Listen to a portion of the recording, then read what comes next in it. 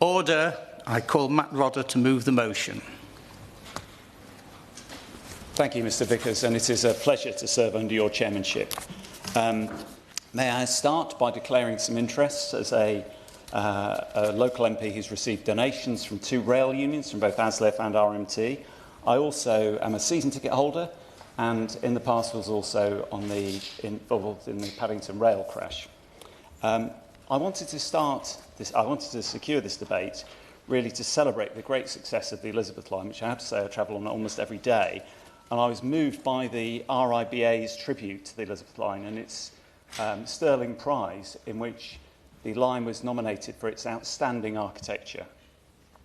In today's debate, I hope we can discuss this, but also more broadly, the importance of rail investment, the need for long-term planning, and to highlight the Elizabeth line as a national achievement and also possibly something of a model for further investment around the country. And I do hope that the Minister will be able to provide further details of future investments in other parts of England. I'm very conscious that I'm likely to talk a lot about Berkshire, my own county, and also the nearby parts of London, which it is so intimately connected with. I do think, though, that 2 years on is an excellent point at which to reflect on the Elizabeth line and its wonderful benefits to our community. I have to say, and I hope you will all indulge me this morning, I was actually banned by my family for going on about the Elizabeth line. I was told by my wife, stop talking about the Elizabeth line, because every night I used to come home, and I have to say, apologies to colleagues who aren't able to get home in the evening. I'm very lucky to live near to London and to be able to often travel home back to Reading. And I do that every day. And I was admonished by my wife, who told me, stop going on about the Elizabeth line. I don't want to hear any more about it. However, she and my son and daughter both changed their tune as soon as they had benefited from it. And Sarah was able to get back from a show in the West End back to our kitchen in Reading and have a cup of tea in 50 minutes one evening, and that stopped her immediately from ever criticising it again. And now she is as big a convert as I am to this wonderful piece of engineering.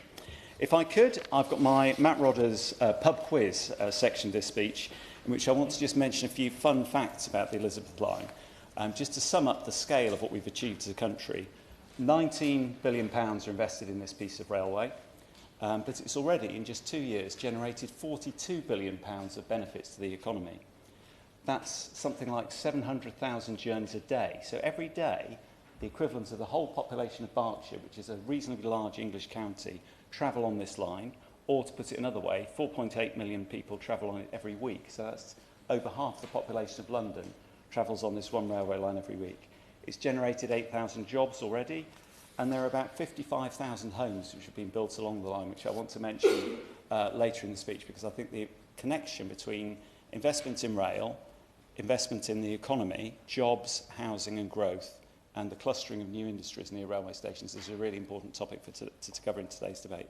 The Mayor of London described it quite simply as a game changer. And he was obviously referring to both London, but also the surrounding area, where we've seen something like 8% growth year on year in passenger numbers.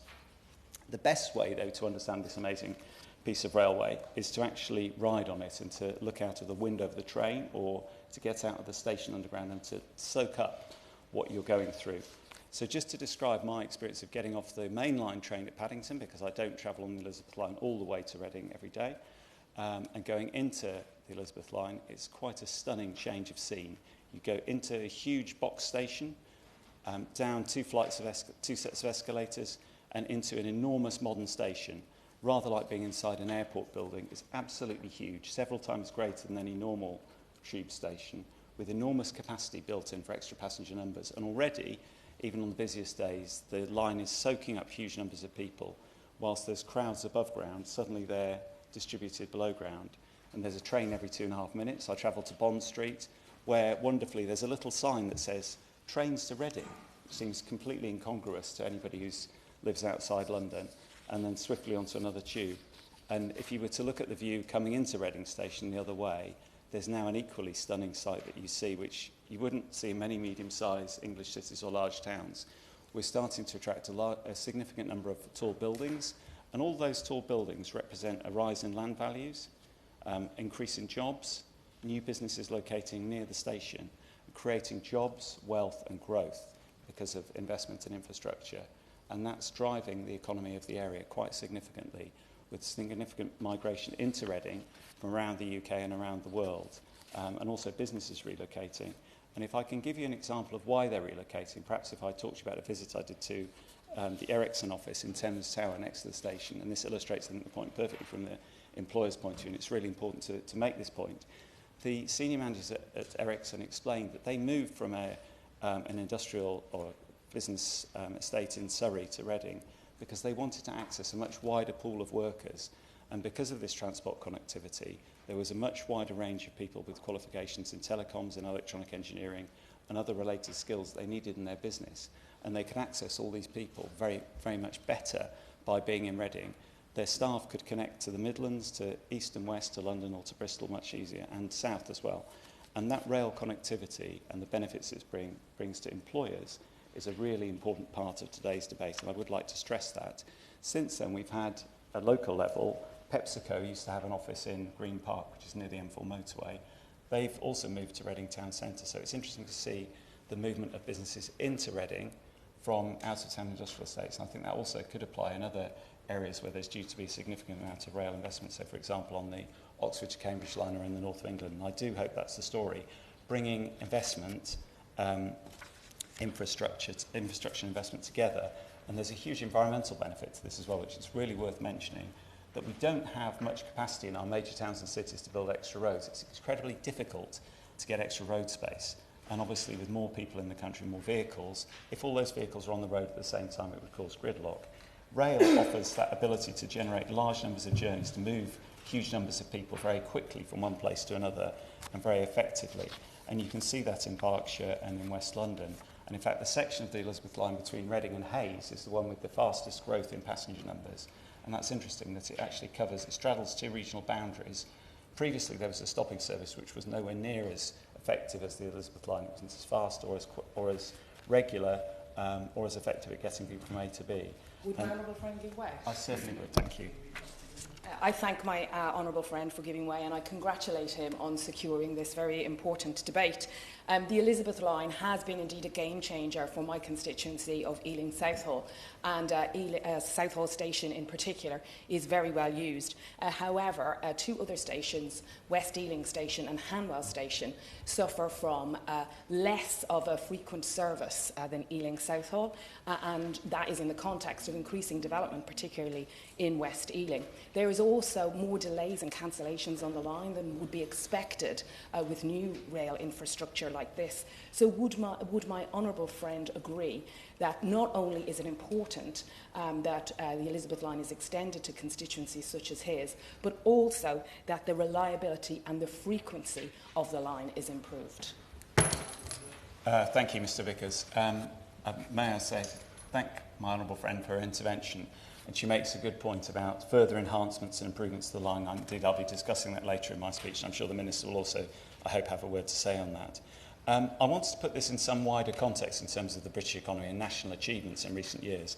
I think it's fair to say that we're all proud of great British sporting achievements, like securing the Olympics and the performance of Team GB, or our achievements in football or other major sports.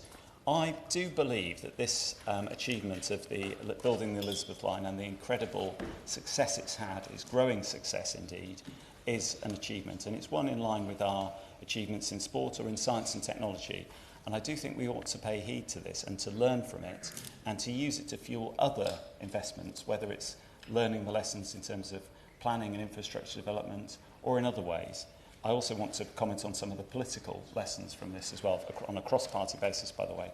And just to say, once again, it is really important to focus on this crucial number of £42 billion worth of economic growth in just 2 years. That is a significant number, and we want to see more of that, not just in my region of the southeast of England, but across the country in Wales, Scotland, Northern Ireland, in the north of England. So just to reflect on what went well, and to learn some lessons, I would like to just go back a little bit. You'll be pleased to know I don't want to go right back to 1840 when the Regent's Canal Company first talked about a cross-London route, and they were very far-sighted, just to the 1990s though, and to reflect on, in very simple outline terms, on some of the things that we got right, some of the themes which seem to come through when you talk to people who are involved. So, for example, speaking to the former member for, I think, was it Dulwich, Nick Rainsford MP, who was then the Transport Minister. Sorry to name him, but I have spoken to him beforehand, Mr Vickers, and I hope that's in order. But the lesson seems to be that it's really important for government to have a vision, to plan for the long term and to invest for the long term, to work very closely with business and to listen to business and to work in deep partnership, but also to do the same with local and regional government, both the role of the mayor and also local government across the South East has been crucial in this project. And I'm sure the Minister may want to comment on that in his speech later. So I do need to say some thanks, or else I will just never live it down, I'm afraid, but in particular to MPs from Berkshire, and I would particularly like to single out the Right Honourable former member for Maidenhead, now Lady May of Maidenhead, who I believe played a very important role in this, and for me she was also an incredibly helpful constituency neighbour in her time in this place before moving to the other place. The Right Honourable member for Reading West, Lord Sharma, and also other MPs within the Thames Valley, such as one of my predecessors, the former Labour MP for Reading West, former Labour MP for Slough, and many other colleagues. Councillors such as the lead members for Transport on Reading Borough Council, including Councillor Tony Page, Councillor John Howarth, leaders of Reading Borough Council, Liz Terry, Joe Lovelock, David Sutton, the local business community, including investors from outside of our immediate area, who've done so much to regenerate areas near the station. For example, the team that are investing in Station Hill are playing a really important part. Many others, I've mentioned some of the two corporates that are moving into the area near the station. I'd particularly like to mention Nigel Horton-Baker for his work bringing the business community together. The various LEPs and chambers that cover the Thames Valley, or have covered it. And also, I would like to highlight the importance of the wider region, both business community and the civic community. There was no guarantee in our area, and I'm afraid this is a little bit of a branch line and a detour, but a very important one for Berkshire for me to go down. There was no guarantee when the Elizabeth line was originally envisaged that it would actually come to Reading. The original plan was for it to come as far west as Maidenhead. And Reading Borough Council built a coalition of local authorities across the whole of the three counties of Berks, Bucks and Oxon. And I see my honourable friend from Woking is with me today. I'm sure he would agree if he wants to intervene later on the importance of local government collegiality across the Thames Valley. And that was a cross-party group of local authorities, I believe led by all three main UK parties across those three counties. And all of them wanted Reading to be the western terminus. And that sense of agreement and working together is so important. And I have to say, obviously, I have a vested interest as the MP for Reading Central, but that point about Reading being the western terminus made complete transport sense, as it is a major transport hub and a point at which the railway divides north and south, to the south coast and to the Midlands, and also a key point in which it splays out westwards to the far southwest and to Wales, and also to the Midlands. So whilst I'm proud to be the MP for Reading Central, and it's wonderful to be able to commend some of the local work, I also would like to appreciate in the time, mention the times I've got left, some questions for the Minister, both from myself, from our local business community and other stakeholders, in particular to explore the question of further electrification, because one of the benefits of the Elizabeth line is that it's a fully electric line. This saves huge amounts of money in the long run, and obviously there's an upfront cost. That there was a limit in terms of electrification of reduction under the last government on what was originally planned. I've certainly had requests for further improvements in electrification north-south in our area between the south coast and Oxford. There's also been some interest in more semi-fast services on the Elizabeth line.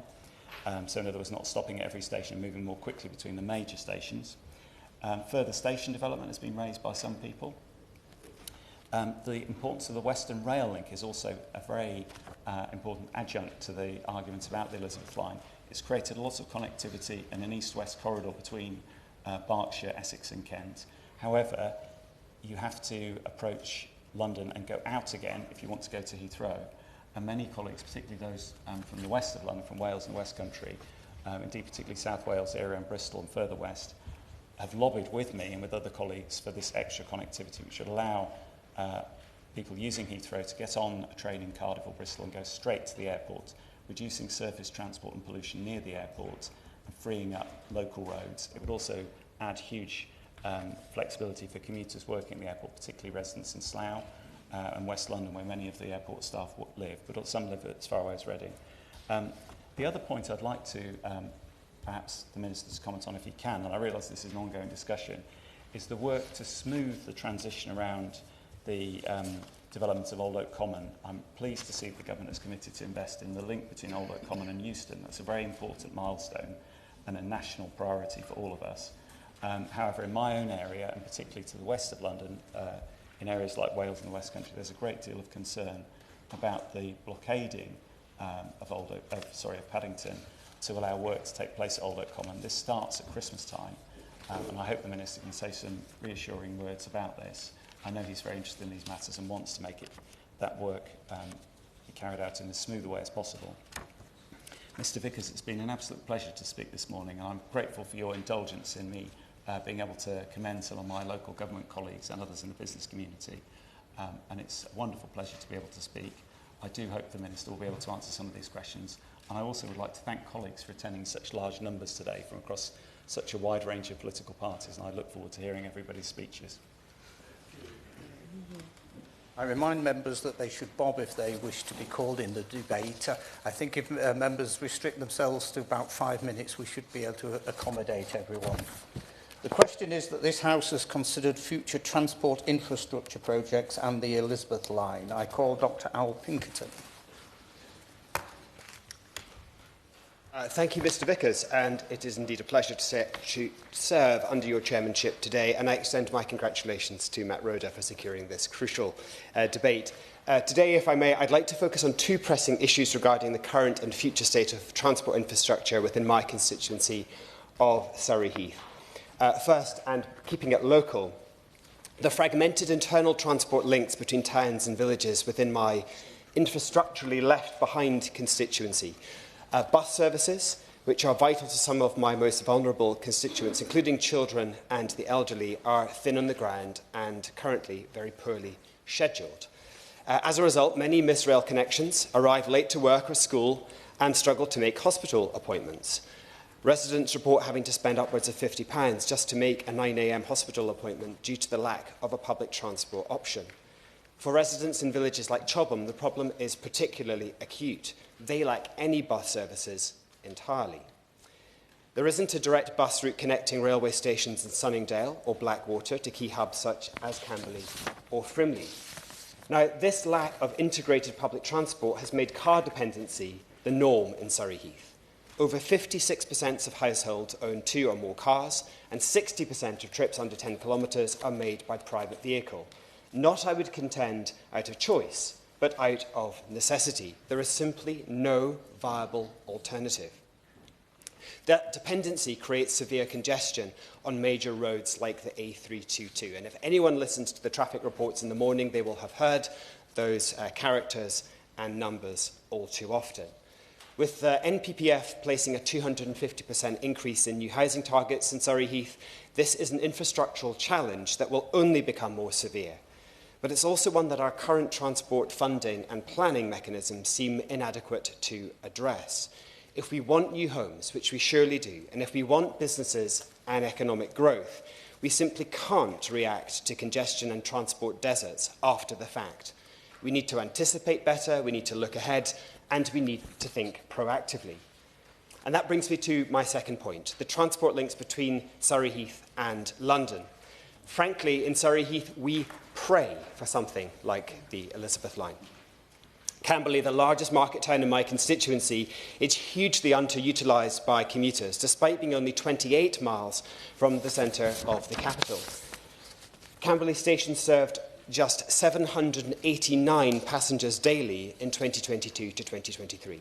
Not, again, I would argue, because of a lack of demand for a high-quality commuter service, but because the slow, fragmented service offered forces residents to access the rail system from outside our borough altogether. It's a sad reality that the journey to central London from Camberley in 2024 now takes 1 hour and 15 minutes, and involving at least one change, and that's longer than the same journey in the 1920s, a century ago. Most residents, myself included, find it more practical to drive many miles to rail stations outside of Surrey Heath, like Farnborough, Brookwood or Woking, to access the faster, more direct routes to the city. Surrey Heath's transport system is failing its residents, keeping children out of school, stifling local economic growth, and is now unable to keep up with the demands placed upon it by new house building targets. Surrey Heath, as with so many other infrastructurally left behind places in the UK, urgently needs investment in fast, efficient direct rail links to London, synchronised bus schedules, and better rural transport options. These improvements have the potential to tackle congestion, lower emissions, support sustainable development, whilst enhancing the environment and the quality of life for residents. Just as importantly for a government with a focus on economic growth, improved infrastructure can act as the oil in the engine of economic growth. And I hope this government see that as an investment worth making for our shared future prosperity. Surrey Heath businesses want and deserve to have access to game-changing infrastructure such as the Elizabeth Line. And Surrey Heath residents would, I am absolutely certain, make for hugely vocal converts and give the honourable gentleman a run for his money. Thank you very much. Daniel Francis. Thank you, Mr Vickers. It's an honour to serve under your chairmanship, and thank you to my honourable friend for securing today's debate. I had the pleasure of serving as the Cabinet Member for Transport in the London Borough of Bexley from 2003 until 2006. It was during this period that the route for what was then called Crossrail was agreed. The Queen's speech of November 2004 confirmed that the bill would be brought forward to authorise the construction of Crossrail. And while the announcement confirmed a southern spur would terminate at Abbey Wood rather than Ebbsfleet, those like me with long memories recall there were discussions at the time about terminating that spur at Canary Wharf or Custom House. In fact, I was quoted at the time regarding the benefit for residents in Bexley as saying the most important achievement is getting Crossrail south of the river. If it had stopped at the Isle of Dogs, there would have been no benefit at all. My council lobbied at the time to have the section reinstated, but it was not included in the final scheme, although the safeguarding directions for the associated land were retained. As things stand, the southern spur of the Elizabeth Line terminates at Abbey Wood station, where uniquely the ticket office is located in the London Borough of Bexley, while the platforms are located in the Royal Borough of Greenwich. While the station is located within the constituency of my honourable friend, the member for Hereford and Thamesmead, it is within 3/4 of a mile of my constituency in Bexley and Crayford. The route has therefore brought many benefits to my constituents, particularly in the western part of the constituency, providing much faster journey times through to Canary Wharf, the City, the West End and to Heathrow. It's also brought benefits to my constituents interchanging at Abbey Wood via South Eastern and Thameslink services from Slade Green. Sadly, the previous government cut the majority of direct services from Crayford to Abbey Wood, making it difficult to directly interchange, and I'll continue to campaign for better services by train and bus to reach Abbey Wood from Crayford. It is, however, the case that passengers interchanging from Slade Green and other stations to its east have to rely on less frequent services to undertake this change. There remains a strong case to extend the Elizabeth Line to Ebbsfleet in order to serve residents in the thousands of new homes built there, in order to interchange with high-speed services and hopefully in the future with reinstated services to mainland Europe. The Abbey Wood to Ebbsfleet corridor covers the local authorities of Bexley, Gravesham and of my honourable friend in Dartford. The corridor has potential to build on its existing strengths and diversify its economy, but needs to improve transport links to make it happen. While the corridor has large areas of underutilised brownfield sites, many sites are complex and cannot be brought forward for housing by the market alone due to viability challenges, in part caused by poor transport connections with limited land values. Significant evidence has been assembled to show how additional housing can be delivered by transport investment, making the local area more attractive. An extension is also expected to support jobs growth due to enhanced connectivity, additional commercial floor space and through jobs to support the new population, and which would support the regeneration of both Crayford and Slade Green. The C2E partnership was formed in 2016 as an informal group of authorities to promote an extension of the Elizabeth Line beyond its current planned terminus at Abbey Wood towards Ebbsfleet. It's comprised of stakeholders that represent local communities in the area, including the London Borough of Bexley, Dartford Borough Council, Gravesham Borough Council, the Ebbsfleet Development Corporation, Kent County Council, the Greater London Authority and the Greater North Kent Partnership. The partnership has lobbied for funding to develop scheme options since its inception in 2019, and it was successful in securing funding from government for the development of a strategic outline business case, which was submitted to the previous government in October 2021. However, despite this, there's still not been a formal response to that business case. The project continues to form a key element of the London Borough Bexley's transport strategy for growth, being referenced in the Bexley Growth Strategy and the recently adopted local plan. This is echoed in the policy documents of the wider partnership, as well as regional partners such as the Thames Estuary Growth Board and Transport for the South East. The partnership's ask is for further resource to refine the options presented in the business case and identify a preferred scheme for development to detailed design and the securing of appropriate powers for delivery. The case for such investment is considered to be stronger than ever in the context of housing and economic development imperatives, and I shall be continuing to call for this extension to be delivered in the years ahead. I look forward to hearing the Minister's response on that matter later in the debate. Thank you. Shannon. Can I first of all congratulate the Honourable Gentleman for Reading Central for setting the scene and thank him for, by doing so, giving us all an opportunity to participate. I want to give, if I can, a Northern Ireland perspective about where we are, because my method of getting in here is coming in by Heathrow or by London City, in this case by Heathrow, and getting either the Elizabeth line or the Heathrow Express, depending on time that we're having, and the importance that it is obviously for us as commuters, and the importance that it is for all my constituents as well, because I'm going to mention them because it's not about me, it's about my constituents and the role and the importance it is for them. So I thank you for giving me the chance to serve under your chairship, Mr. Chairman, and it's a pleasure to perhaps add some thoughts on how infrastructure can work better.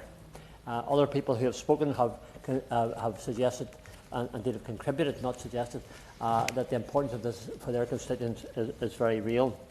While I may not have a piece of the Elizabeth line or indeed even the trail line within my constituency, I'm incredibly interested in connectivity throughout the United Kingdom. Last week, we had this time last week in the Chamber, Mr. Chairman, we had a debate on flight cancellations and connectivity. And I want to give that perspective of the importance of the airline flights connections, and thereby the importance of the Elizabeth line. I can remember before the Elizabeth line was upgraded, and sometimes, to be fair, the service was not always dependable, and that was a fact of life. So you didn't take the Elizabeth line if you thought it wasn't going to be there in time or was going to be late setting off or whatever the reasons may be. You took the Heathrow Express on the way in. But there were occasions whenever it was working well when the new Elizabeth line came in, and how much it improved. So I think it's important that we put on record our thanks for that. One of the many things to boast about in London, apart from being the global seat of democracy that we have here at Westminster, and boasting the world's royal family home in Buckingham Palace, apart from the rich history of the city and the successful city ventures, one of the many things in favour of this envy of the world is a real and underground system that gets you where you want and need to go in a quick time. I live in the countryside, Mr. Chairman. If I hadn't got a diesel vehicle and with no bus connections, that would be my method of transport. If I was in the city living, the tube trains and the Elizabeth line in particular, and the Heathrow Express are your main, sorry, not your, Mr. Chairman, are my main way of connecting with the jobs that I have to do, as others in this chamber will do as well. So, do you need a car in London? Well, if I was living here, no, I wouldn't, because the tube trains are just so handy. Whenever you get into the way of it. When I first come here, I have to say that I found the tubes quite hard to fathom how they worked. I'm a country boy, Mr. Chairman, it's no secret. So coming here to the big city, I think before I was elected as an MP, I was in London 4 times in my life. So coming over here was almost like a holiday. In that, it was going somewhere different from back home. But the point I'm making is when you get used to the tubes and you understand how they work and the connectivity that they give you, it's important. Elizabeth Line is part of that. So I want to just say that as well. That's what everyone here wants, is connectivity.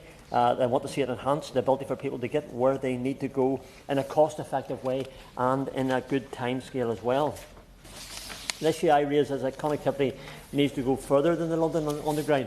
I know, to be fair, Mr Chairman, it's not the Minister's responsibility, but I want to tie in the connectivity of the Elizabeth Line in particular, and the tubes and the express, and the importance they are for people like myself and like my constituents who come in to Heathrow and then have their where they come down into the city centre. The connectivity must be everywhere in the United Kingdom. It must be all parts of the connectivity. It must be all parts of the infrastructure. It must be all parts of those who fly in and then use the trains to get in here. My constituents, and I give some examples, for them last week, Mr Chairman, the planes were cancelled. That's why we had the UQ last week, the cancellations. I'm not sure if British Airways really learnt their lesson after Tuesday's UQ, although they have agreed to having a meeting. But on the Thursday, guess what? On the way home, plane was cancelled. My goodness. It's probably got that stage now. I always phone the girls, ladies in the office, and just say, would you check to make sure the flight is on? If we don't have the flights with the connectivity with the trains, then we don't have a system that works. So, Minister, my request will be, on behalf of all those tourists on the planes, for example from Belfast, but also from all of the United Kingdom, from Scotland and elsewhere, if they don't work right, then it doesn't really matter if the train works right. You've got to get that right as well. For those who are coming for, and none of the gentlemen referred to those who are coming for appointments. Sorry, I forgot about your timing. I apologise for that. Disabled people, wheelchair access on the tubes. Conclude with this. We have so much to offer to the nation, so much investment from other countries, but our connectivity needs to be dependable. Well, that's taking the tube between Paddington and Westminster, whether that's opening your flight from Belfast to London. And then on that tube, we must do better. Must get it all together. It's flying and it's the trains all together. Thank you. Jim Dixon. Thank you very much indeed, Mr Vickers. It's a pleasure to serve under your chairship, and I congratulate my honourable friend, the member for Reading Central, on securing this important debate. We may be at different ends of the Elizabeth line, but we have a shared interest in getting the most out of it for our constituents. My constituency of Dartford is one of the fastest growing communities in the country, with the population of the local authority increasing by 20% between 2011 and 2021, and likely significantly more in the 3 years since 2021. Ebbsfleet in particular has grown by over 5,000 homes, with another 10,000 planned over the next decade. Yet the Elizabeth line stops at Abbey Wood rather than reaching Ebbsfleet, as originally envisaged in the 2003 and 2004 consultations on Crossrail, as it was then known. And when the member for Reading Central settles down at Christmas for his Elizabeth line quiz, perhaps they could add an additional question, which would be, where was the intended final southeast station on the original plans for Crossrail, and that is, of course, Ebbsfleet. And a quick look at the map shows the discrepancy with services north of the river reaching all the way out to Shenfield, but south of the river only as far as Abbey Wood. I warmly welcome the new residents being attracted to live in Dartford, thanks to the amazing new development which is taking place, with many young families looking for comparably more affordable homes and often commuting into London. Despite not being a London constituency, we are, though, dependent upon transport links into the capital.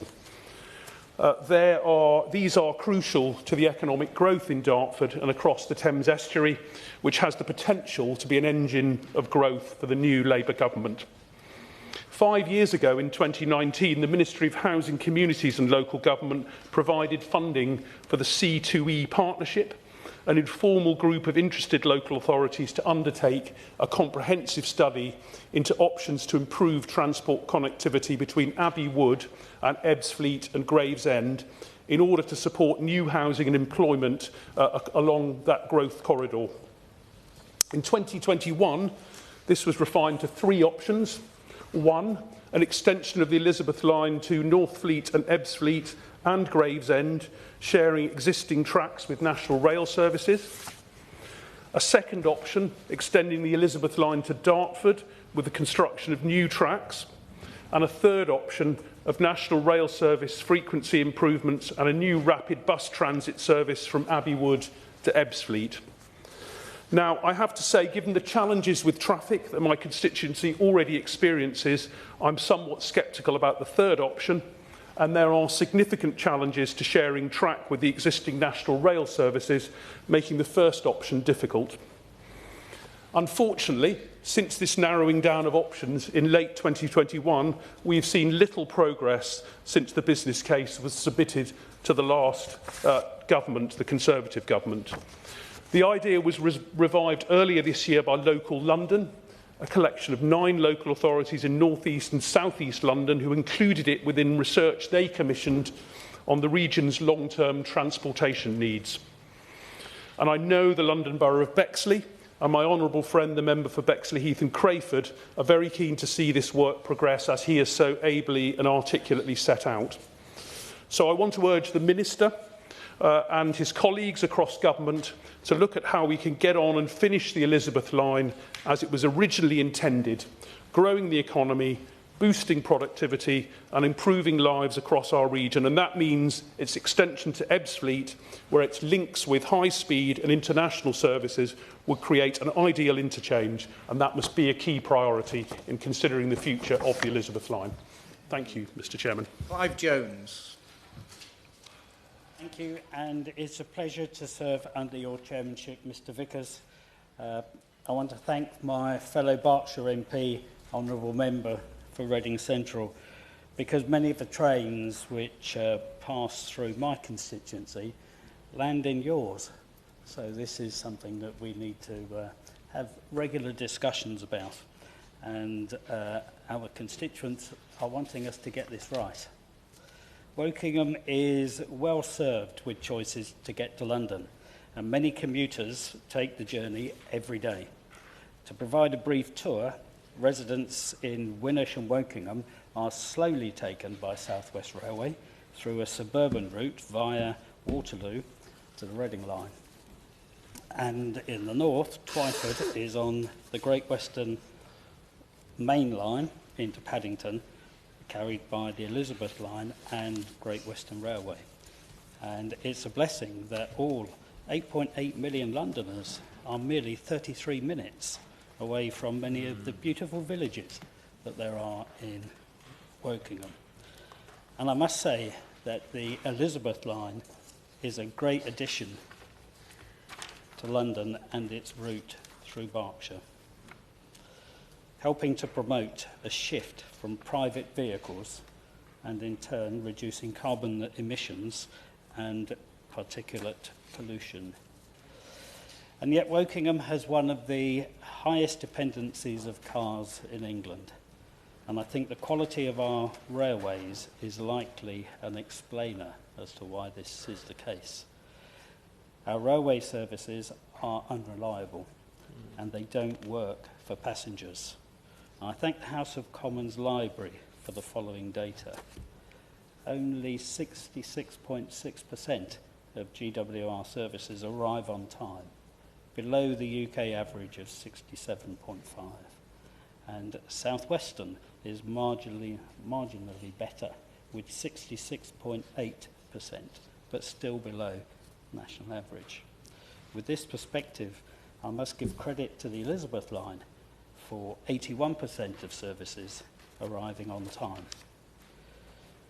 4.8% of all GWR services are cancelled, which is yet another number above the national average. Now, 4.8% doesn't sound too bad on the face of it, but if I forgot my keys to my home 4.8% of the time, I would end up being locked out of my house 18 days every year. If you were to have travelled on a Great Western service on Monday the 28th of October, 55 of their services were cancelled. and 301 trains were late. How can we expect people to travel by train if they simply aren't getting passengers where they need to be at the right time and for a reasonable price?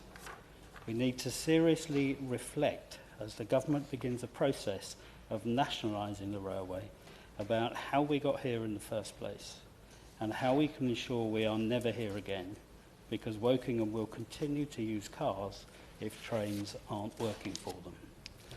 Therefore, I'd like to ask the Minister, how does the government intend to increase the reliability of service on the Great Western Main Line, and to explain the role better infrastructure plays in this? What particular attention is being given to the Waterloo-Reading line to make sure it improves its reliability and speed? And when can my constituents expect genuine change as a result of Great British Railways? And finally, I'd like to quickly show my support for the proposal to build a Western Rail link to Heathrow Airport. Heathrow Airport backed the proposal, the Thames Valley Chamber of Commerce backed the proposal, and many other organisations back it as well. Local MPs back it, so Network Rail should get on and build it. Will the Minister confirm that the Secretary of State's infrastructure review will include considering a Western link to Heathrow Airport? And will the Minister for Rail meet with me to discuss the proposal? Thank you. Catherine Atkinson. Thank you to my honourable friend for Reading Central for arranging this key debate. I come to this debate as an interloper from the East Midlands, though my constituency is not quite as far as my honourable friend from Strangford in Northern Ireland, who made some really powerful points about the importance of connectivity. My connection to the Elizabeth line is that its trains were built at Alston in Derby. Derby has been building trains since 1840, and the most recent order of 10 additional Elizabeth line trains to help meet the capacity issues also helped train building in Derby, which had been grinding to a halt because of a gap in train orders. And I'm grateful for this opportunity to speak about the importance of rail infrastructure in the mission to drive economic growth. Some of you may have heard me speak about it once or twice before. But it is an opportunity for us all to highlight the importance of infrastructure in bolstering not just our local economies, but in its ripples, the bolstering of the broader economy, and in providing jobs and opportunities for skills growth and improving mobility, both physical and social. And I do, of course, have a future infrastructure project that runs right through Derby in the Midland Main Line, which is the backbone of our rail system. And I have long supported plans to continue its electrification. And I was reassured by the Minister for the Future of Roads answer that this project will go ahead subject to business case approvals and affordability considerations, because the benefits are enormous in significant decarbonisation and faster and quieter trains through one of the most densely populated lines in the country. I was recently invited to speak at an event hosted by the High Speed Rail Group, who were launching their report, Driving Investment in Rail Infrastructure. And one of the points made in that report was the call for rail infrastructure to be viewed as strategic, long-term investments that drive sustainable development. It's a point with which I agree. And much like the Institute for Civil Engineers has said, decision-making needs to give weight to the benefits of infrastructure investment. And this is because rail infrastructure is more than just the tracks that the trains run on. It's the rolling stock that carries the passengers or the freight. It's the skills of the workforce that build the tunnels and wire the overhead lines and guide these multi-billion-pound projects from conception for the big business case review through to line energisation. And it's also the train drivers and the cleaners and the ticket booth operators and the impacts that it has on stations and the surrounding areas. And also our efforts towards decarbonisation and taking cars off our roads and cleaning our air. The decision that we take over how money is invested and which projects go ahead and how infrastructure is put in place must be taken with a long-term view, because it impacts everyone. And after so many years of stop and start and boom and bust, the industry is in desperate need of stability and clarity. Investors need to feel that there is support for projects. The businesses in the supply chain need to be able to anticipate work and retain skills. And workers need to know that they have jobs for the future. This forward planning builds sustainable growth and development. And for rolling stock manufacturers such as Alstom, it really shows it's a key example for the need for stability. I mentioned at the start that Alstom builds trains in Derby and is a major employer in our city. But thousands of jobs at Alstom and in its supply chain were lost because of the production gap earlier this year, which was in part very much due to the HS2 delays. We had a day where 1,000 years of welding experience walked out the door. The additional Elizabeth Line trains are a huge relief. And businesses like Alstom and other manufacturers need an ongoing pipeline of work, new train orders and network upgrades to bring the growth, jobs and skills that our country so desperately needs. Thank you, Chair. Anne Davies. Mr Vickers, it's a pleasure to serve under your chairmanship today. Today is an important opportunity to highlight how Wales is losing out when it comes to transport infrastructure projects and funding. To be blunt, we can only dream to have an investment in Wales of £19 billion. We would love that money to come across the border. The unfair Barnett formula means that Wales is missing out on billions of transport funding. And the autumn budget announced that Wales's Barnett comparability factor for transport had fallen yet again to 33.5%. It was 80.9% in 2015. This is due to HS2 and Network Rail being included in the calculations for Wales, which is eroding the funding available to us over time. This is not the case in the other parts of the UK, as academics from Cardiff University note that at 95.6%, Scotland and Northern Ireland continue to benefit from full Barnett population shares for transport funding that can be used for electrification, opening new lines, or to meet any other spending demand. This is a funding inequity that has long-term consequences and yet continues to be ignored at UK level. So just to remind you, Wales has 33.5%, in Wales, and yet in Scotland and Northern Ireland it's 95.6%. Given that Wales receives roughly 5% of the spending in England, the fall in our comparability factor means that we are now effectively receiving a third of a fifth of what is spent in transport in England. So can I ask the Minister, does he believe that this is a fair way for Wales to be funded? The Government is set to renegotiate the fiscal framework with the Welsh Government. Will this look at improving Wales's transport comparability factor? And whilst the erosion of Wales's comparability factor may be new, the lack of investment is indeed a historic problem. It's estimated that Wales has received approximately 1 to 2% of rail enhancement investment, despite the fact that the Welsh route makes up approximately 10% of the UK rail network. Professor Mark Barry of Cardiff University estimates that in terms of rail enhancement in the period from 2001 through to 2029, that the current constitutional arrangements will have cost Wales an approximately £3 billion in Barnett consequential funding. These are sums of money which could be transformational for our infrastructure in Wales.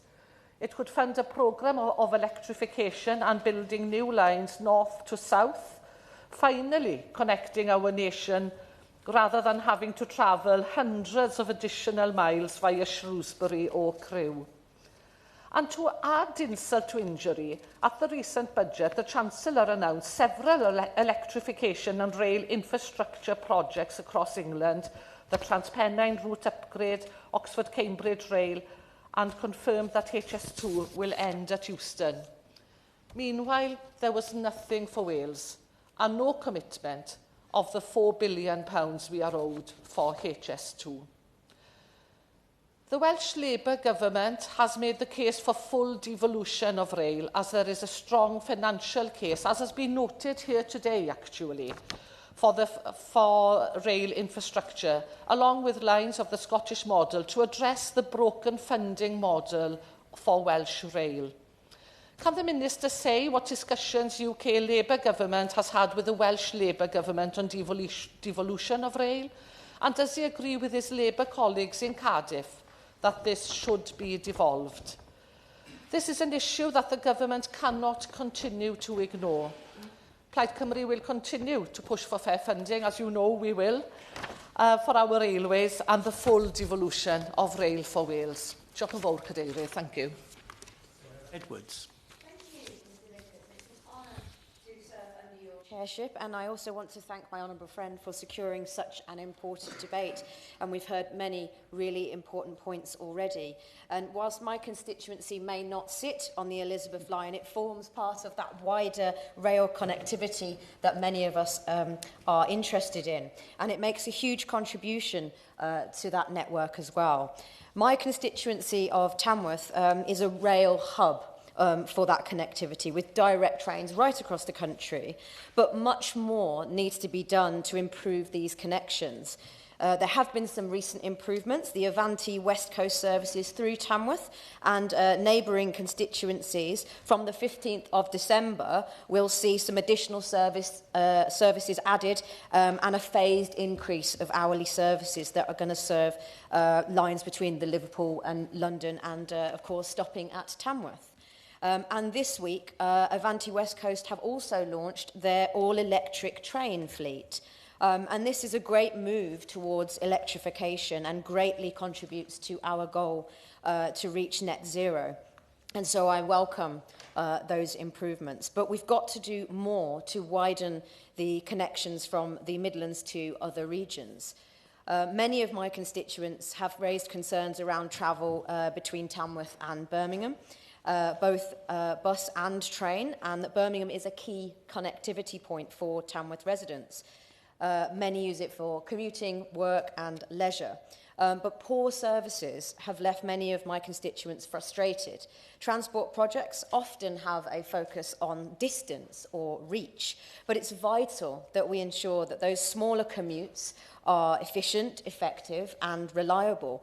And so I welcome the Minister for Transport's statement yesterday and the steps that this government took to implement a remedial plan to deal with the cross-country services and reduce their cancellations and get services back on track, because that's very important to my constituents in Tamworth. I think it's really important, and the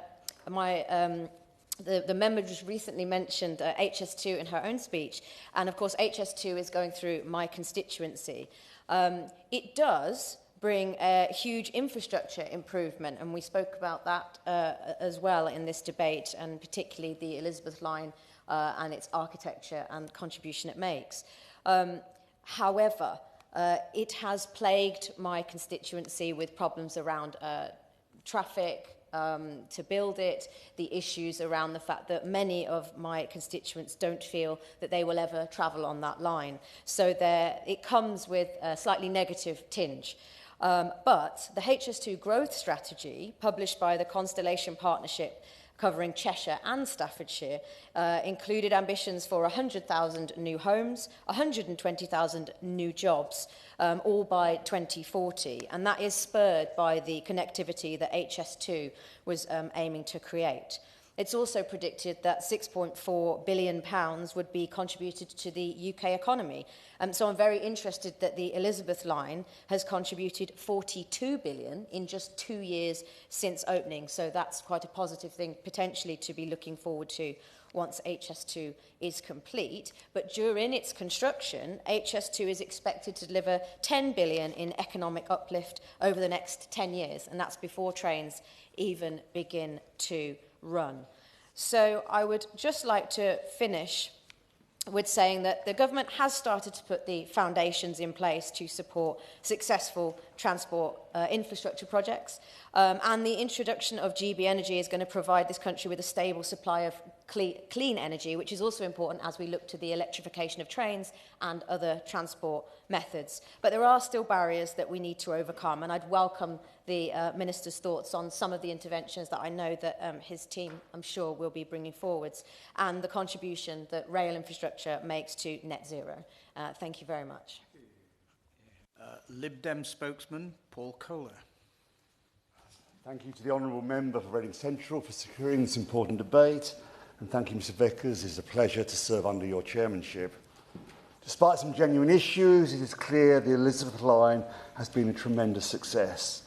It was an engineering marvel, one of the biggest infrastructure projects in Europe. Crossrail dug out 42 kilometres of new tunnels under the centre of one of the biggest cities in Europe, weaving around existing underground tunnels, cable ducts, gas pipes and other utilities. And what has been the result? Economic growth and revitalised communities along the length of the line. Since opening, 60% of employment growth in Greater London is within 1 kilometre of an Elizabeth line station, as the member for Dartford described. The line has increased the capacity of London Underground by 10%, which is why passenger numbers on the Underground have bucked the national trend by recovering to post-pandemic levels. Such success shows what happens when we are ambitious and invest in rail. It's not just in London where the impact has been felt. Towns in Essex and Berkshire, as we've heard, now have direct links to central London and Heathrow, promoting investment and creating new opportunities from Reading to Romford. The construction of the Elizabeth line has also increased employment across the country. Crossrail awarded 62% of its contracts to firms outside of London, creating 55,000 new jobs, 1,000 apprenticeships, and helped keep rolling stock manufacturing in Derby, as so articulately described by the member for Derby North. Whilst the Elizabeth line shows the best of what transport infrastructure can do, it also shows some of the pitfalls. Management issues led to overspending and delays, something we have sadly become all too accustomed to with infrastructure projects in this country. In 2010, the project was forecast to cost £14.8 billion. By the end, this had ballooned to £18.8 billion. Clearly not in the same league as HS2, but still representing a 28% overspend. At a time when public finances are tight, this is simply not acceptable. Like many rail projects, Crossrail also showed a flexibility to deadlines that would make even those laid back of my former students blush. I appreciate rail passengers in this country have become all too accustomed to delays, but waiting 3.5 years for a train really is pushing it. As we embark on new infrastructure projects, it is vital that we understand what caused these delays and cost overruns and learn lessons for the future. In March this year, the Department for Transport and the Infrastructure and Projects Authority published their joint report into the lessons learned from Crossrail. The new government must take heed of the recommendations to avoid another HS2. With talk of greater devolution and new public-private partnerships, the government must take particular note of what it says about the issues that arise in joint sponsorship of projects. Making sure we get this right will be vital to ensuring we build the infrastructure our country needs in the years to come. The ongoing saga of HS2 has undermined public confidence in the UK's ability to successfully complete infrastructure projects. If we are to get the full benefits of development, we must rebuild public trust and show that lessons have been learnt, not just in transport, but for all infrastructure projects.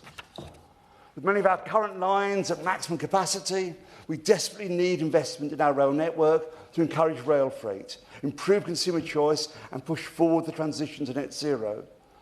We also need to replace existing infrastructure that has reached the end of its useful life. The district line into my constituency of Wimbledon is notorious for breakdowns, cancellations and delays and urgently needs investment. But the key lesson from Crossrail is that when we invest and put spades in the ground, the impact can be transformative. Disappointingly, however, it does not appear to have been fully learnt by the current government, although I suspect the Minister agrees with me. As I said in the Chamber last week, if this government is serious about economic growth, why did the Chancellor cut the transport budget? Transport should be the engine of our economy. After years of neglect by the Conservative government, the time has come to make the targeted investment that will make a difference to people's lives. Yes, costs must be controlled, as what happened in respect of HS2, as the Secretary of State conceded in the Chamber yesterday, is unacceptable. But if we are to get this country moving again, we must learn from the Elizabeth line, give the transport network the infrastructure it needs. Thank you. Shadow Minister Jerome Mayhew. Thank you very much, Mr Vickers. And it's very reassuring to have a friendly, if entirely impartial, face in the chair, surrounded as I am by members of my opposition, at least. And I thank the Honourable Member for Reading Central for securing this debate and for the tone in which he led it, actually, and his generous sharing of congratulations for the work that went in behind the creation of the Elizabeth line. And there have been excellent contributions, which I'm going to leave the Minister to highlight, because that's his role, not mine. But there's lots to celebrate in our transport network. But we do need to go further to increase connectivity, to react to demographic changes, and also to react to changing work practices as well. And this is something which the last Conservative government tackled head-on. You may not have realised it from the tone of some of the contributions today, but in fact, over the last period, more than £100 billion was invested in our railways. And during the last Conservative and Conservative-led governments, 1,265 miles of line was electrified. And I'm going to spare the blushes of the Honourable Member for Reading Central for his Christmas quiz. But were he to ask at Christmas how many miles were electrified under the previous 13 years of Labour government, it wouldn't be 1,265, it wouldn't even be 65, but 63 miles. So there's clearly been a step in the right direction over the last decade. There's also been investment in Midlands Rail Hub, the Northern Powerhouse Rail, the Access to All programme, and I'll come back to some of those a little bit in further detail. But we're here primarily to celebrate the Elizabeth line. And it has been a huge success. It was a courageous, large-scale project that has actually delivered and continues to deliver, and I hope will continue to deliver for many years to come, for not just the residents of London, but the South East more generally, and UK PLC. I mention in passing that it doesn't have to be over time and over budget. When it was being managed by the previous Conservative Mayor of London, he left it on time and on budget, and if it no longer followed that path, perhaps we should ask Sadiq Khan on his quality of project management.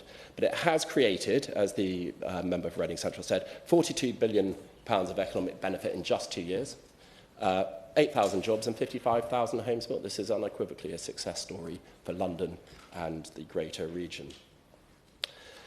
But the next project for London and the South East is the Lower Thames Crossing.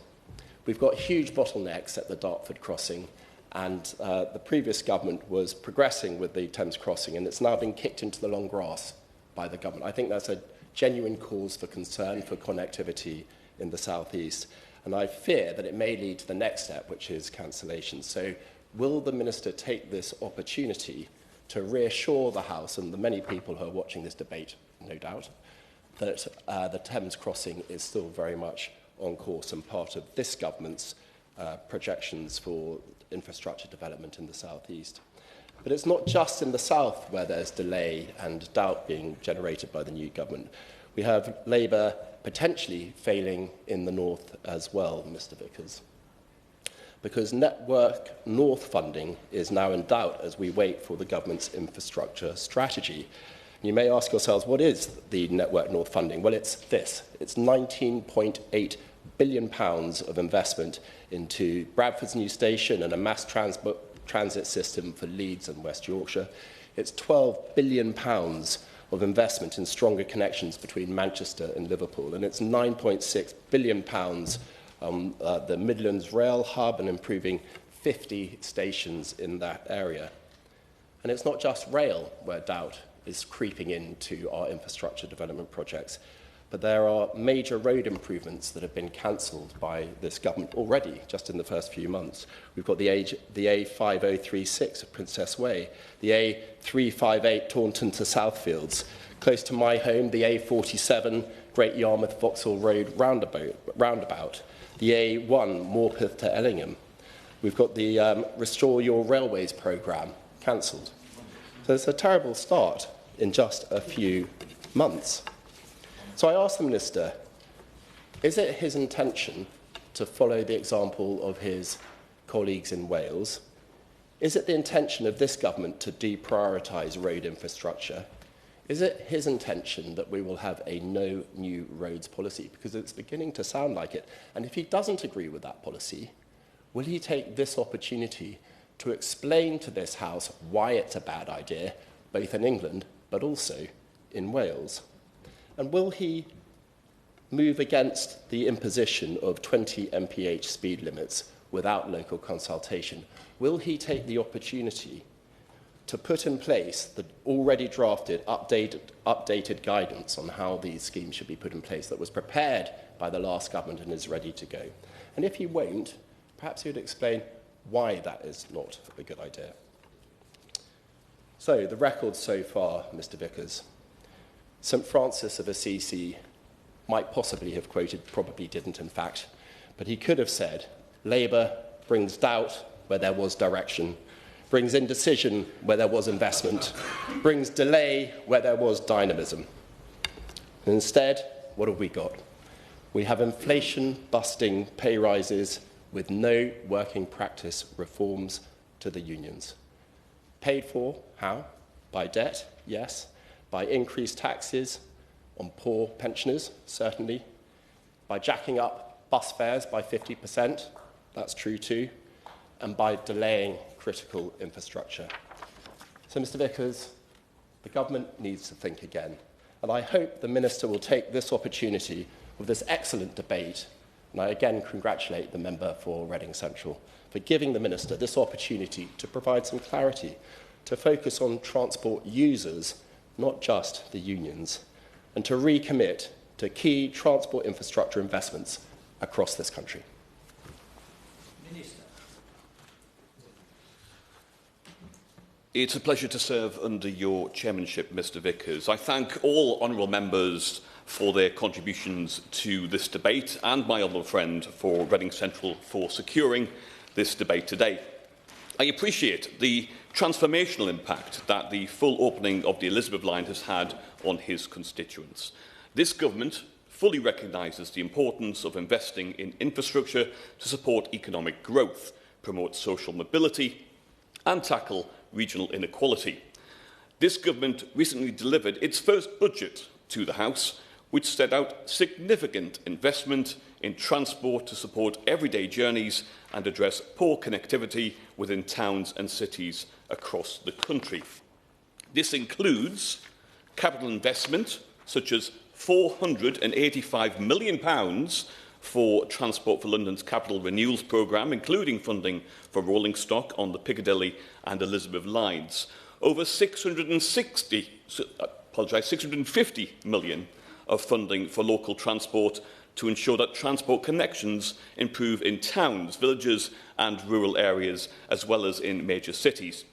A £500 million increase in 25-26 compared to 24-25 for local road maintenance. An additional £200 million for city region sustainable transport settlements, bringing local transport spending for Metro mayors in 25-26 to £1.3 billion. an additional £100 million investment in cycling and walking infrastructure in 25-26 to support local authorities to install cycling infrastructure and upgrade pavements and paths. Over £200 million in 25-26 to accelerate the rollout of electric vehicle charging infrastructure. Turning to the Elizabeth Line. This fantastic east-west rail link through central London has revolutionised travel in the city and beyond since it opened in 2022. It has enabled more than 400 million passengers to conduct journeys.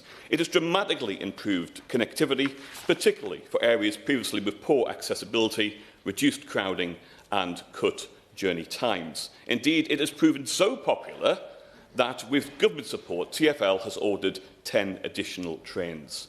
These will be produced by Alstom in Derby, with the first train scheduled to be delivered to TfL in 2026. This will not only further improve the service capability on the line, but also enhances supply chain capability across the country. There have also been challenges, of course. I'm sure my honourable friend is concerned with the issues regarding the overhead electrification on the Great Western Main Line. I'm advised that many of these failures are due to dated equipment installed in the 1990s. Network Rail plans to renew the outdated equipment during the next 5 years to improve reliability for passengers. Furthermore, there were delivery challenges due to the relationship between the Department of Transport and Transport for London having grown strained at times. I'm pleased to say that this has been reset under this government, and both organisations are working together to continue to deliver the full benefit of the Elizabeth Line. Still, the benefits of the Elizabeth Line will continue to grow. My department is working closely with the wider industry, particularly TfL, to effectively integrate existing Elizabeth Line services into the new station in Old Oak Common. The interchange with High Speed 2 and Great Western Main Line services at Old Oak Common will provide significantly enhanced connectivity from the west of England, Cornwall and South Wales. Old Oak Common will operate as the London terminus for HS2 until construction of the link into Euston. Onward connectivity to central London will be provided via an interchange with the Elizabeth Line, with journey times around 14 minutes to Heathrow Airport, 15 minutes to the West End, 20 minutes to the City and 25 minutes to Canary Wharf. My department is working with the rail industry to minimise disruption during the construction of Old Oak Common Station.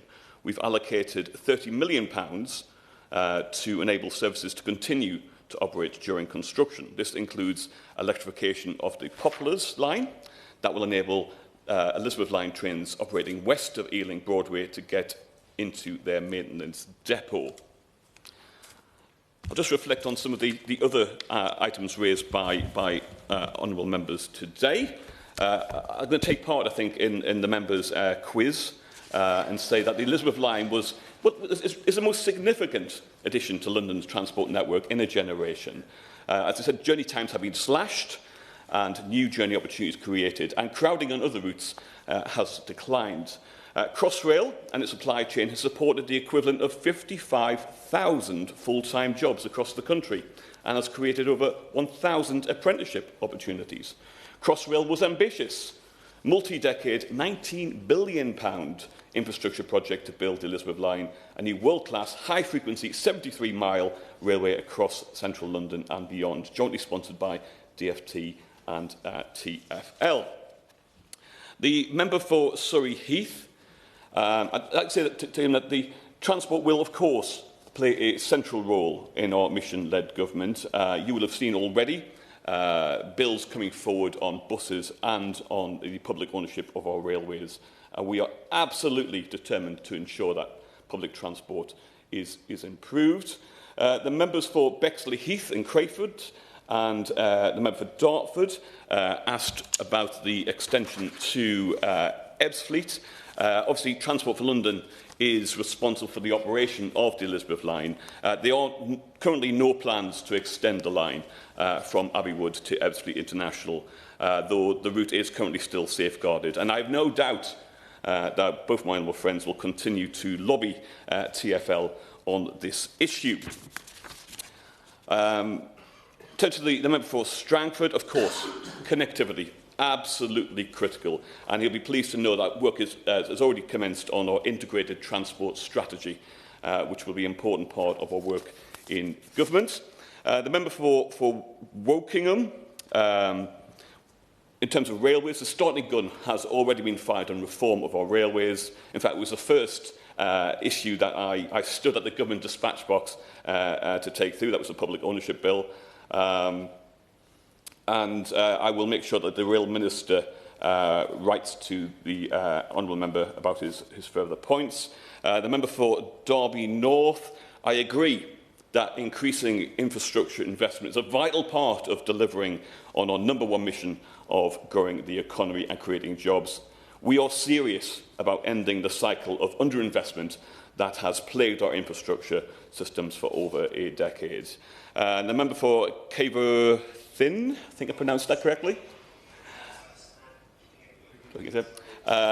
I will obviously pass on your comments to the Transport, the Rail Minister regarding that. But needless to say, we're looking at our infrastructure investment as part of the review. The member for Tamworth Net Zero, obviously, not only placing passengers at the heart of our railway, but also ensuring that we maximise our potential for freight will go a long way to doing that. Turning now to the member for Wimbledon, who mentioned regarding the overspend. Over the years, the cost of HS2 Phase 1 soared due to poor project management, inflation and poor performance from the supply chain, with a failure to deliver to budget. On the 20th of October, the Transport Secretary announced a series of urgent measures to control the cost of HS2 and bring that back on track. Looking ahead to the next spending review, we'll focus on the government's mission and manifesto commitments through growth and public service improvements over the long term. It's important that opportunities presented to invest in complementary infrastructure west of London are considered fully in the context of the forthcoming second phase of the spending review and the need to drive economic growth.